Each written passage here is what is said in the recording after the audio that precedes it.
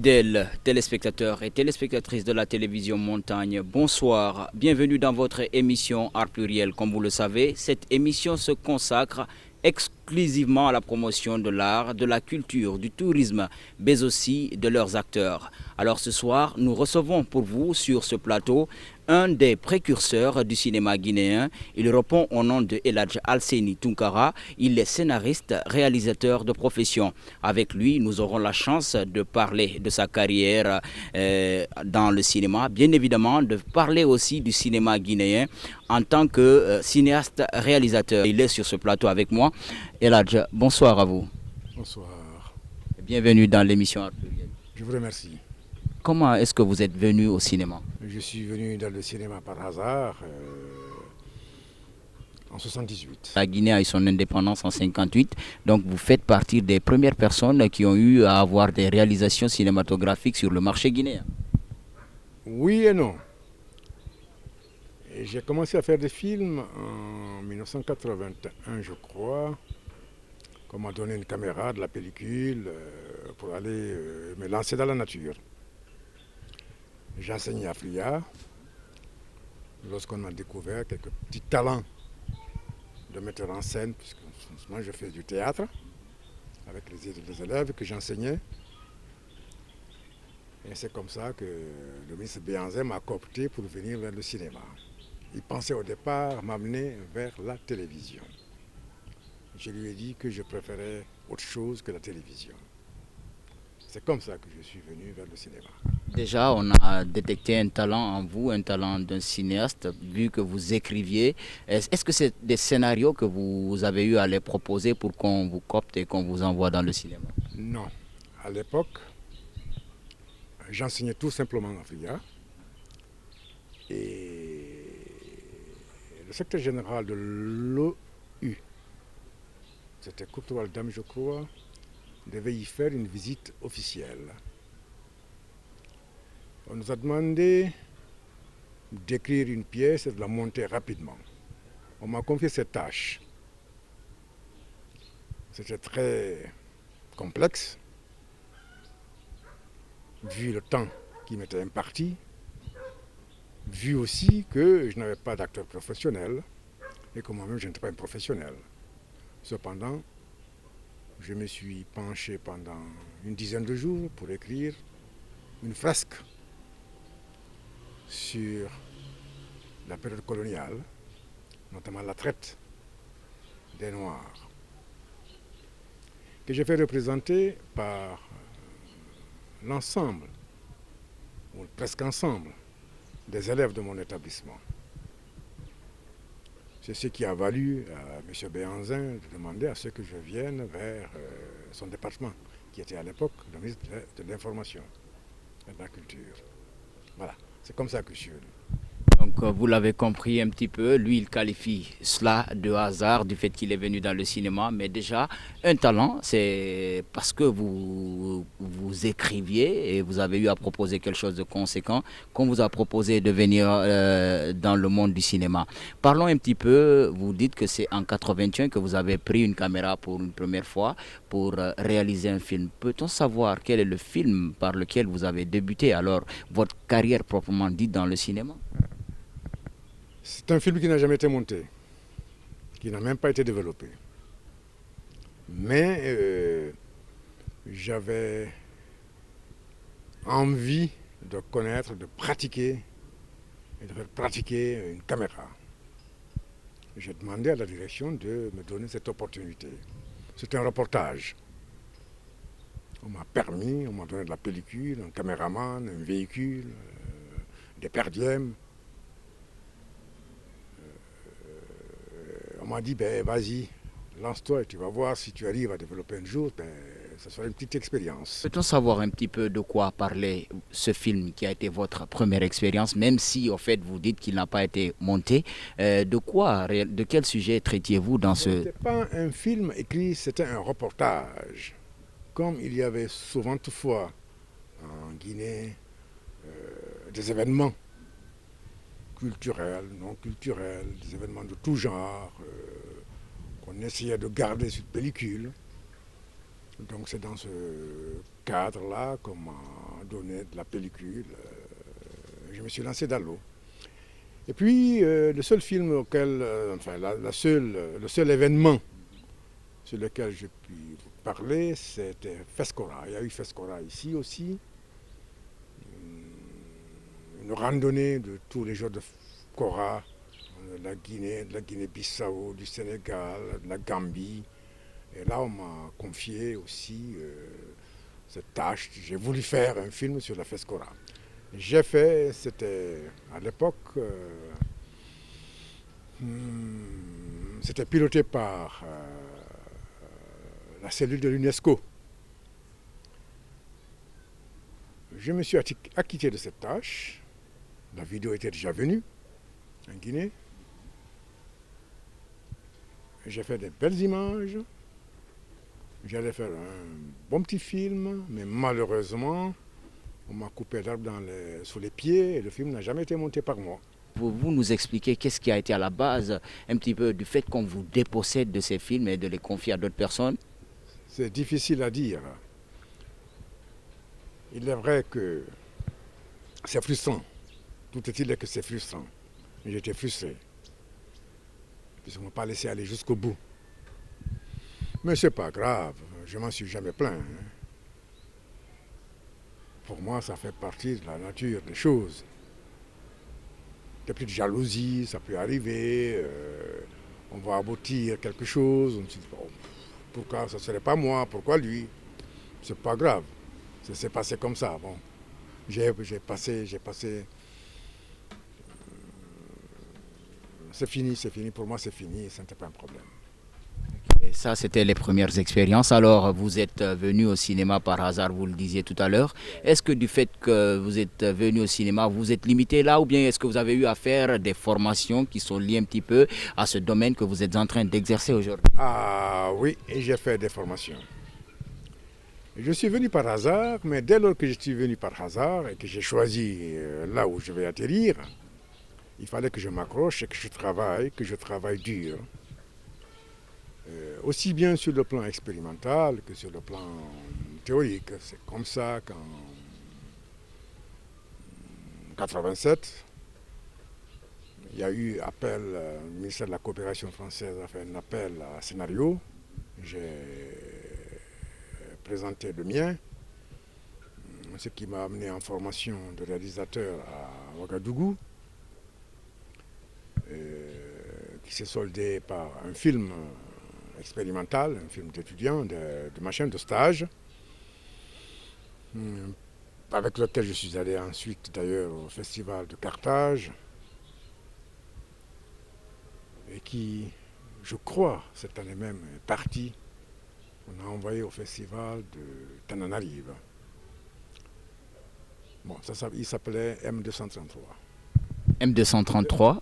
M230. M230, c'est le nom. Il est que ce film en question n'a pas été très vu en Guinée puisqu'il a été interdit par le ministre de la Culture, de l'Information d'alors. Pourquoi? Peut-être que j'attaquais un terrain, j'étais sur un terrain tabou qui était de la corruption. Je traitais de la corruption que je condamnais dans ce film. Donc il a été interdit. Il n'a pas été vu. Il a été vu sur d'autres chaînes, mais en Guinée, bon, je crois qu'il a... En première vision, on l'a vu en salle.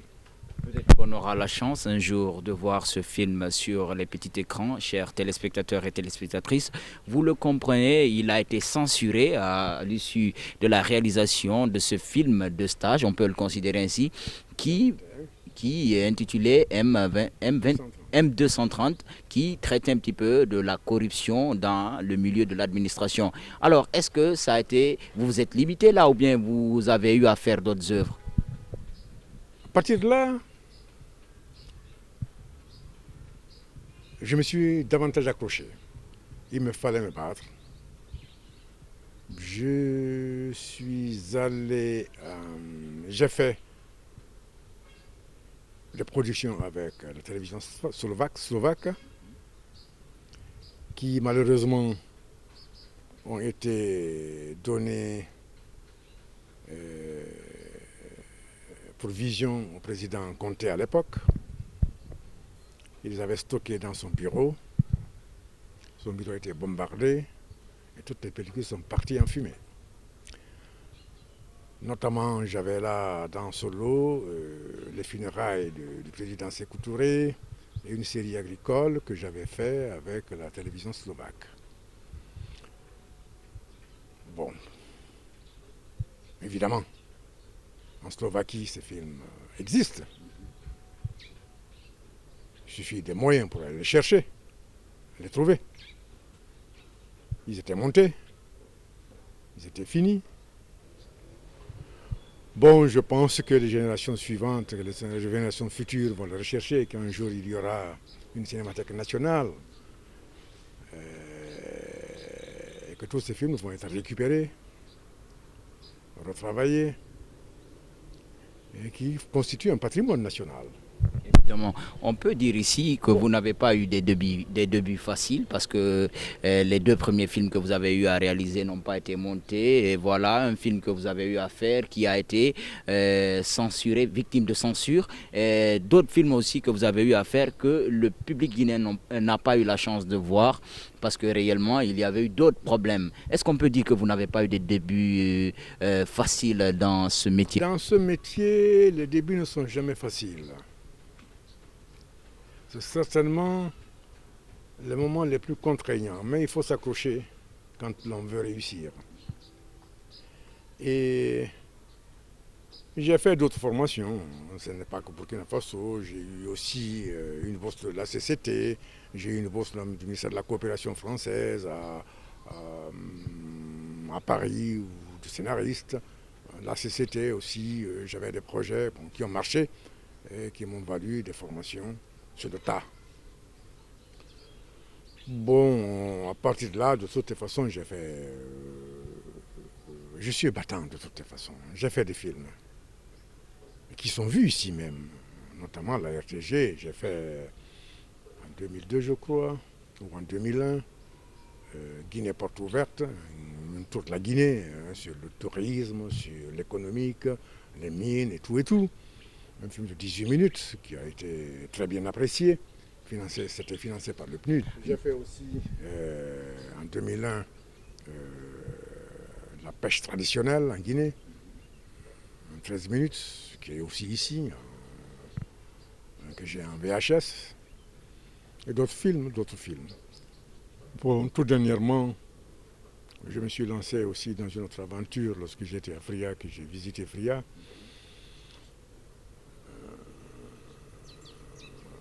J'ai vu l'État qui était là. J'ai pensé m'exprimer à travers un film que j'ai appelé Tempête dans la cité. Nous allons revenir un petit peu pour voir un petit peu un extrait d'un de vos films que vous avez eu à réaliser pendant le début de ce second régime de l'ère Lansana Conté. On suit cet extrait et juste après on se retrouve.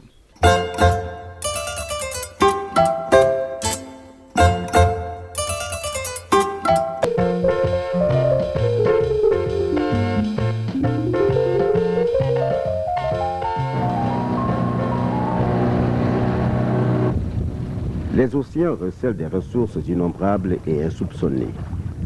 Depuis la nuit des temps, les océans font l'objet de convoitises. Les hommes sillonnent la mer et les océans à la recherche de ses richesses. Ceux-là ont leurs propres croyances et des pratiques semblables. La pêche est leur activité principale et le poisson leur principale source de protéines animales. Les pêcheurs sont disposés le long des rives, massés près de l'eau et autour des ports, lieux d'échange.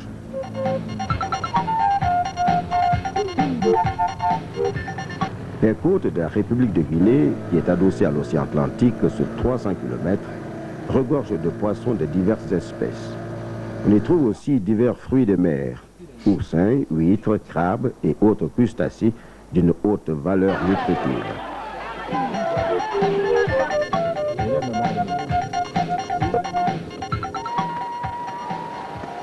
Les sources des plus grands fleuves riches en poissons qui arrosent l'Afrique sont en Guinée.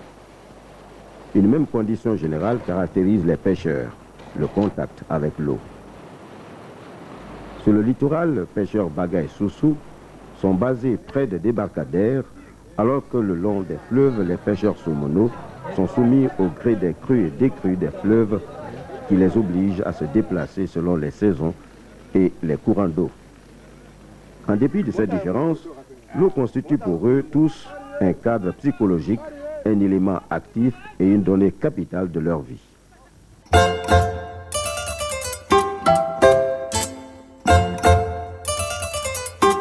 On vient de suivre un extrait d'un de vos films et l'aventure ne s'est pas arrêtée là. Vous avez continué, tout récemment même vous avez eu à réaliser un film documentaire, je précise bien, du côté de Fria. Mais avant qu'on en parle de ce film, je voudrais un petit peu que vous nous fassiez une petite différence entre tout ce qu'on appelle film, parce que on voit beaucoup de films aujourd'hui à la télé, mais certaines personnes n'arrivent pas à distinguer réellement les films. Tous les films sont conçus, sont faits de la même manière. Et ce sont les genres qui diffèrent. Vous avez de la fiction, M230 c'est une fiction, vous avez des documentaires, vous avez tout un tas de panoplies de genres, mais qui aboutissent tous au même résultat. C'est le même objectif, c'est de véhiculer un message.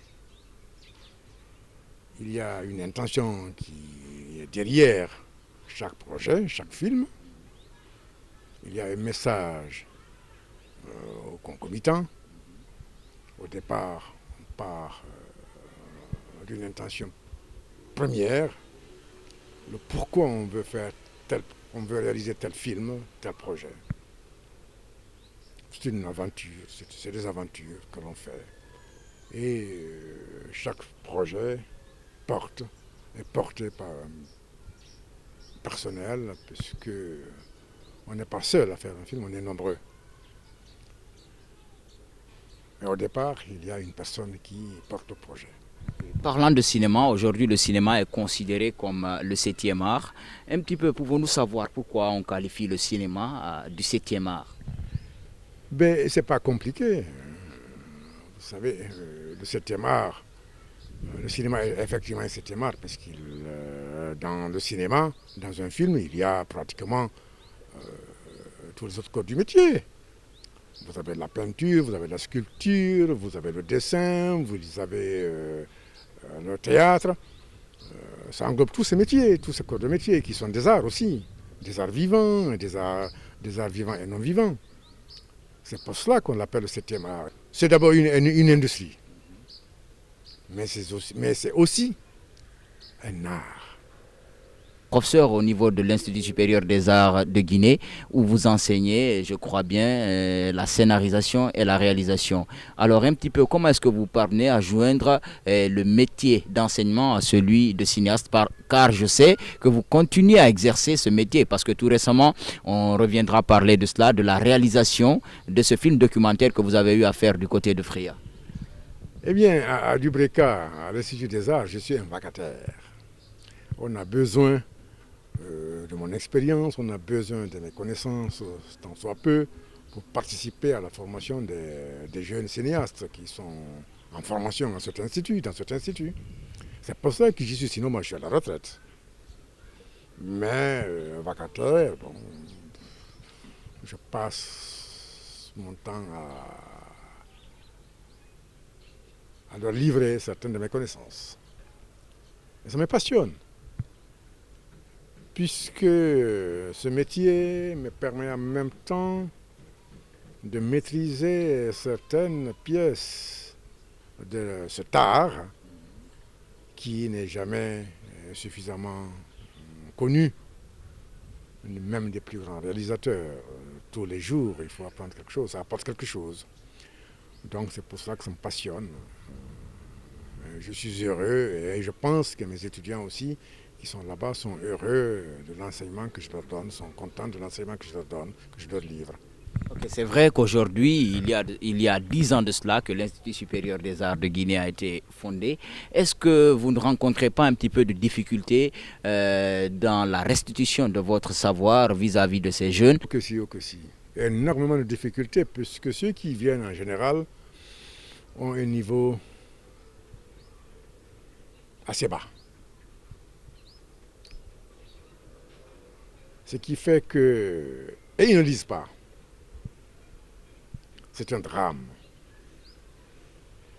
Or, on ne peut pas être cinéaste si on ne se penche pas vers la lecture d'une part, puisque quand on parle d'un film, il y a quelques critères. C'est d'abord une écriture particulière, mais aussi il faut nécessairement traduire tous les concepts en images. C'est le langage de l'image qui importe ici. Et chaque image, les images mises bout à bout, doivent signifier quelque chose. Chaque image constitue un mot. Et la juxtaposition de ces images constitue un langage. Et c'est ce langage qu'il faut maîtriser. Pour le maîtriser, il y a un code. Mais pour le maîtriser, il faut nécessairement être en contact avec toutes les connaissances. Alors aujourd'hui, c'est vrai, l'ISAG, on parle toujours de cet Institut supérieur des arts. Alors réellement, parce que c'est vrai, vous rencontrez des difficultés avec ces jeunes étudiants, qu'est-ce qu'il faudrait que l'on fasse réellement pour que les choses encore puissent aller mieux? Parce que voilà maintenant plus de 9 promotions de cet institut qui sont déjà sorties. Et selon vous, qu'est-ce qu'il faudrait que l'on fasse au niveau de l'institut en matière de cinéma pour que réellement les jeunes puissent avoir la passion de la création et qu'ils se mettent à faire des films ou encore à faire d'autres œuvres artistiques dans les autres domaines de l'Institut? Il est vrai que beaucoup parmi eux souhaiteraient faire des films. Mais c'est un vœu pieux. Pour faire un film, il faut d'abord écrire. Or, ils ne savent pas écrire. Donc, mon avis, la chose principale à faire à ce niveau, c'est d'abord réorienter la formation de base. Donner à nos élèves des lycées, des collèges, une formation de base suffisante. Et en même temps susciter le besoin de lecture. J'étais bibliothécaire, je parle souvent de lecture parce que j'étais bibliothécaire. Et la lecture, elle est évidente. Bon. Or, nos étudiants actuellement, la lecture, même le Guinéen en général, ne lit pratiquement pas. Donc il faut qu'on parvienne à ça. Et aussi, sur le plan de ceux qui sont déjà là-bas, ou de ceux qui vont y être, moi, si je devais décider, il y aurait eu une sélection, une véritable sélection avant d'y entrer. Ne prendre que les meilleurs dans toutes les sections confondues, de la littérature, du français aux mathématiques, les meilleurs, les mettre là, dans les différentes filières, les encadrer, et quand ils ont déjà une notion de logique suffisante, une notion de rhétorique, ils savent écrire et comprendre. Il y a une logique interne dans chaque fois, dans tout ce qu'ils font. Eh bien, on peut faire des cinéastes en peu de temps, en moins de 2 ans. Je crois aux ateliers davantage qu'aux études de langue, puisque, à mon avis, on doit fabriquer des techniciens hautement qualifiés qui puissent maîtriser le métier. Nous allons suivre un autre extrait car il continue encore à réaliser des films, un extrait de ce film documentaire qu'il a réalisé du côté de Fria et juste après on se retrouve sur ce plateau pour enfin clore cette émission.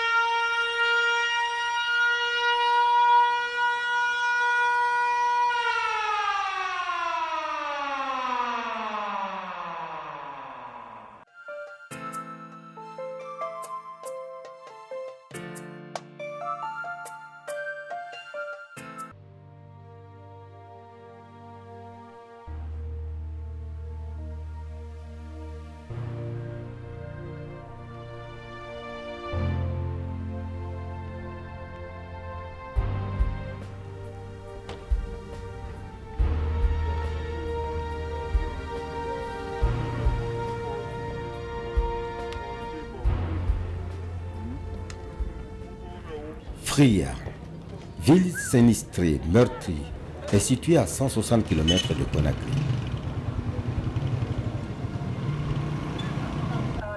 Le taux de fréquentation des lieux de culte est croissant.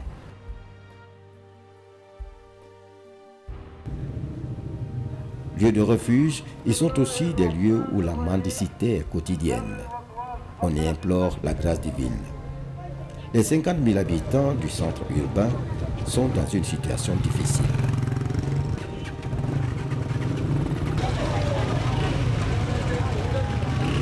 La situation difficile de Fria,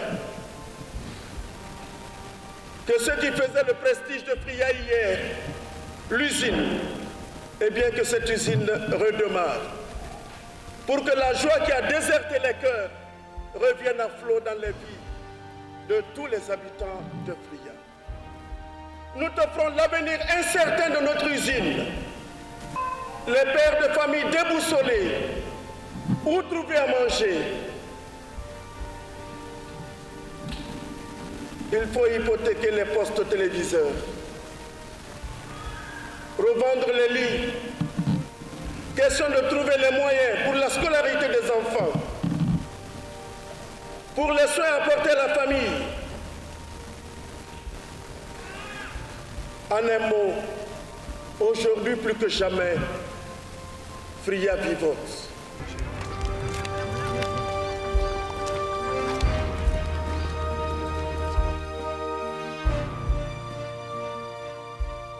La vie des habitants de Fria a changé, et fondamentalement.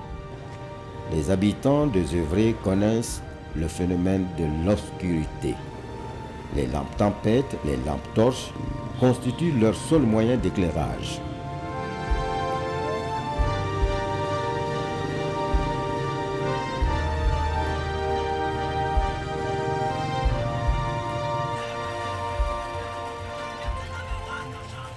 J'ai perdu 15 kilos. Difficilement j'arrive à manger.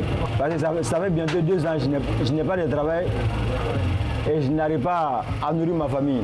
Je suis entrepreneur à Fria. Je suis le co-gérant d'une société qui fait des prestations pour l'usine Friga, qui est maintenant Russell Friga. Donc, depuis, j'ai évolué au sein de cette entreprise depuis 1996. J'ai évolué au sein de cette entreprise depuis au temps de Péchini. J'étais comme ouvrier. Après, je suis passé responsable de chantier, chef de chantier. Et aujourd'hui, je fais partie des gestionnaires de cette société. Donc, je suis le co-gérant de cette société. Donc, c'est une grande société qui fait des prestations pour l'usine. Et on est connu de tout le monde. On évolue dans l'enceinte de l'usine depuis lors. Depuis la grève des travailleurs, l'usine a fermé. Avec la fermeture de l'usine, il faut manger. Bien vrai que je suis entrepreneur, normalement je suis appelé à aller travailler ailleurs parce que si Fria ça ne va pas, j'ai une grande entreprise, j'ai du matériel, je peux aller travailler ailleurs. Mais même ça, je suis privé de ça parce que l'administration russe veut punir tout le monde. Aujourd'hui, on m'empêche de sortir mes matériels pour aller faire des prestations ailleurs.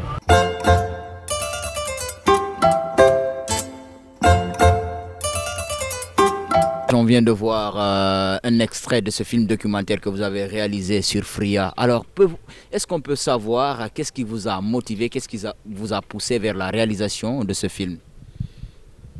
La motivation est simple.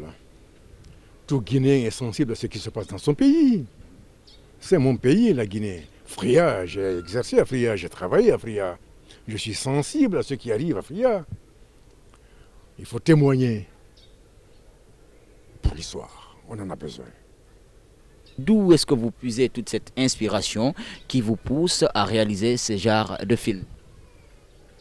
Quand un artiste, de quelque bord qu'il soit, sculpteur, peintre, musiciens, cinéastes, littérateurs se promènent, ils se heurtent à des événements fortuits. Voilà la source d'inspiration. Tout est source d'inspiration dans la vie. Là, c'est la vie qui est source d'inspiration. Vous avez vécu la Première République et les premières expériences cinématographiques de ce pays. Et aujourd'hui encore, vous continuez à exercer en ce moment avec cette nouvelle génération de cinéastes. Quelle est la comparaison que vous faites entre ces deux mondes, c'est-à-dire le monde dans lequel vous avez commencé le cinéma et ce monde d'aujourd'hui dans lequel vous êtes en train d'exercer encore ce métier? C'est